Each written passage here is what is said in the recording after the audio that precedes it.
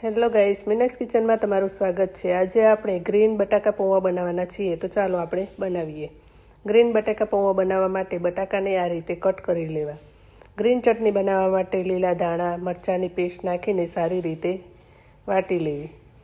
પૌવાને પણ આ રીતે પલાળી લેવા। કઢાઈમાં 3 પરી તેલ લીધું છે। કટ કરેલા બટાકાને તળી લેવા।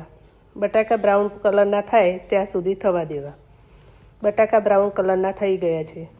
પછી તેલમાં રાઈ હિંગ સિંગદાણા કડી પત્તા નાખી તેમાં ધાણા મરચાંની ગ્રીન ચટણી નાખી લેવી। પછી તેમાં પલાળેલા પૌવા એડ કરીને સારી રીતે મિક્સ કરીને ઉપરથી સ્વાદ અનુસાર મીઠું અને ખાંડ ઉમેરી લેવી। સારી રીતે મિક્સ કરી લેવું અને પછી લીંબુ નાખી લેવું। આપણા ધાણા મરચાંની ચટણીવાળા ગ્રીન બટેકા પૌવા તૈયાર છે। તેને ખાવાની ખૂબ જ મજા આવે છે। જો તમને આ વિડીયો ગમે હોય તો વિડીયોને લાઇક કરો, શેર કરો અને ચેનલને સબસ્ક્રાઈબ કરો। મળીશું એક નવી રેસીપી સાથે। ત્યાં સુધી બાય બાય, થેન્ક યુ।